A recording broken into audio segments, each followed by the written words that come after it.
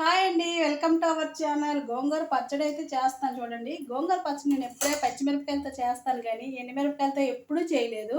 ఎండుమిరపకాయలతో ఇది ఇప్పుడు first time try చేస్తాను అనమాట. ఎలా వస్తుంది అంటే ఎండుమిరపకాయలతో ఒకసారి చేశాను, బాగాలేదని మరి చేయలేదు.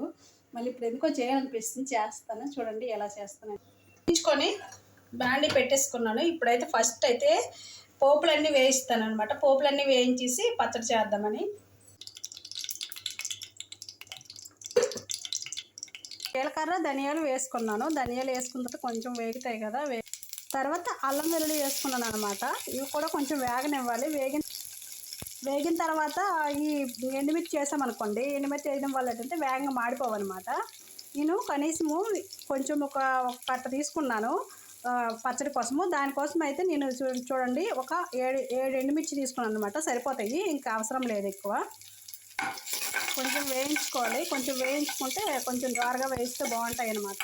ఆ స్మెల్ కూడా వేరే ఎండుమిర్చి చేసిందంటే చాలా బాగుంటుందండి. కాకపోతే నాకు చేయడం రాదు, మళ్ళీ ట్రై చేస్తాను ఎలా వస్తుంది ఏంటి టేస్ట్ ఎలా ఉంటుందని. వేరే అన్నంలో ఈ చట్నీ కానీ వేసుకొని తింటే చాలా బాగుంటుంది అనమాట ఈ పచ్చడి అనేది. నాకైతే రాదు, వేరే వాళ్ళు చేస్తారు, చాలా బాగా చేస్తారండి. నేను తిన్నాను కూడా చాలా మిక్సీ జార్లోకి అయితే తీసుకున్నాను అనమాట. దీన్ని అయితే గ్రైండ్ చేయాలి. దీనిలో సాల్ట్ కూడా యాడ్ చేసి గ్రైండ్ చేయాలన్నమాట. గోంగూర అయితే బాండీలో వేసుకొని ఇలాగా ఫ్రై చేసుకుంటాను. కొంచెం చేయండి, చాలా మెత్తగా అయిపోతుంది అనమాట. ఇక్కడ గోంగూర చాలా బాగుంటుంది, చాలా నచ్చుతుందండి. తోటకూర అయినా గోంగూర అయినా చాలా బాగుంటుంది అనమాట.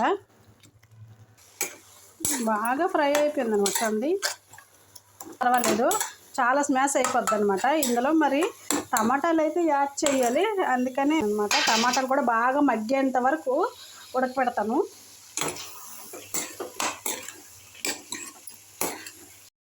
టమాటాలు యాడ్ చేసిన తర్వాత చాలా బాగా మగ్గిపోయిందండి. టమాటాలు వేస్తే మగ్గవేమో అనుకున్నాను, వేరేగా వేపాలి. కాకపోతే ఇందులో వేసి ట్రై చేద్దామని వేసేసాను. బాగా మగ్గిపోయాయండి. కాకపోతే కొంచెము కచ్చా పచ్చగా ఉంటాయి కాబట్టి పప్పు గుత్తి ఉంటుంది కదా, పప్పు గుత్తి ఇలా నేముకుంటే మొత్తం స్మాష్ అయిపోతుంది. ఇక్కడ గోంగూర అయితే చాలా బాగా ఉంటుందండి, అందుకని ఇలా ఫ్రై చేయగానే మెత్తగా అయిపోద్ది. ఇంకా మిక్సీలో ఏమి వేయవలసిన అవసరం ఏమీ లేదు. ఇది బాగా స్మాష్ అయిపోయింది కదా, ఇందులో వేయించుకున్నాం కదా, దాన్ని అయితే మిక్సీ కొట్టి వేయాలన్నమాట.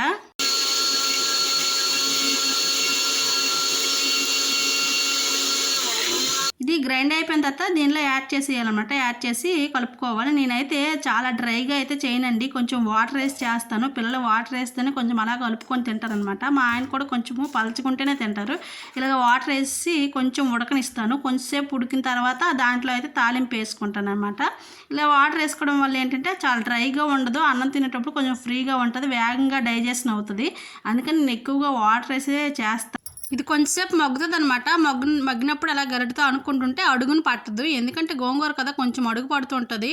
అదేమో కొంచెం అడుగు పడితే కొంచెం మాడు వాసన వేస్తే అసలు తినబుద్ధి కాదు. ఇలా గంటితో కొంచెం కొంచెం కడుక్కుంటే అది కొంచెం గ్రేవీలో తయారవుద్ది అనమాట. పచ్చడి కాకుండా నెక్స్ట్ కర్రీ కాకుండా మధ్యలో ఉంటుంది, చాలా బాగుంటుంది, చాలా టేస్టీగా ఉంటుంది అనమాట. ఇప్పుడు దీనికి తాలింపు వేసుకోవాలన్నమాట. బాండి తీసుకొని అవసరమైనవన్నీ వేయించుకోవాలి. ఆవాలు, జీలకర్ర, శనగపప్పు, మినపప్పు వేసాను అనమాట. అందులో ఆల్రెడీ ఎండుమిర్చి ఎక్కువ వేసాను కాబట్టి ఒకే ఒక ఎండుమిర్చి వేస్తాను అందులో. టేస్టీగా ఉంటుంది అనమాట. తాలింపుకి అయితే పచ్చిమిరపకాయలు వేసుకుంటే చాలా బాగుంటుంది. ఎక్కువ వేగనవక్కర్లేదు, కొంచెం వేగితే సరిపోతుంది అనమాట. పచ్చిమిరపకాయలు అయితే కంపల్సరీగా తాలింపులో అయితే నేను కొంచెం యాడ్ చేసుకుంటానండి. ఇలా యాడ్ చేయడం వల్ల కొంచెం టేస్ట్ వస్తుంది అనమాట. కరివేపాకు యాడ్ చేసిన కరివేపాకు అయితే మాకు అయితే ఇక్కడ పెద్ద చెట్టు ఉందండి, ఇంకా కరివేపాకు తనివే తీరలేదు.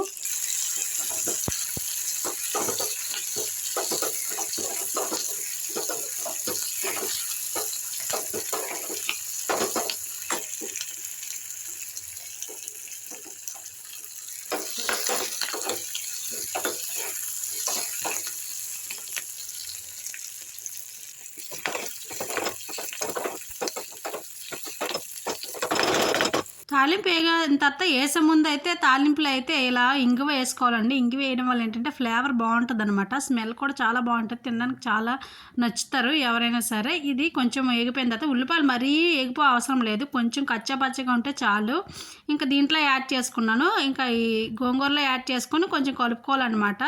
ఇలా వేసుకుంటే తాలింపు చాలా బాగుంటుంది. ఇలా కర్రీలా కాకుండా లేకపోతే పచ్చడిలా కాకుండా ఇలా మధ్యలో చేసుకుంటే చాలా బాగుంటుంది. అలానే మొన్న రేషన్కి ఇది ఇచ్చారు, కాకరకాయ కాకరకాయలు ఇచ్చారండి. ఈ కాకరకాయలు అయితే కొంచెం పండినా సరే పర్వాలేదులే ఫ్రై చేద్దామని కట్ చేసేసాను. ఇవి చూడండి ఉప్పును దీంట్లో వేసాననమాట. ఉప్పును పసుపు వేసి కాసేపు నానబెట్టాను. కొంచెము చేదు పోతుంది అనమాట, లైట్గా పోద్ది. ఒక్కొక్క ముక్కేం తినొచ్చు నాకు తెలిసి. వేసుకున్నాను, ఆయిల్ వేసుకుని కొంచెం అవైతే ఫ్రై చేస్తానండి. అవి వేసి ఆయిల్ బాగా హీట్ ఎక్కాలన్నమాట. ఆయిల్ బాగా వేడెక్కాలి. వేడెక్కిన తర్వాత ఇదిగోండి ఇలా పిండేసుకొని ఇలా గట్టి పిండేసుకొని వేసుకున్నాం అనుకో వాటర్ అంతా దిగిపోద్ది అనమాట. దాని కసంతా పోతుంది. పోయి కొంచెం చేదుదనం ఉండదు అనమాట. చేదు అనేది కొంచెమనే ఉంటుంది కాకరకాయకి, కొంచెం ఆ మాత్రం ఉండదన్నమాట. జస్ట్ మనం తినగలిగేలా ఉంటుంది. అందుకని నేను ఎప్పుడు ఇలా చేస్తాను. నాకైతే ఈ ప్రాసెస్ తెలియదులేకండి, ఎదురింటి అక్క చెప్పింది.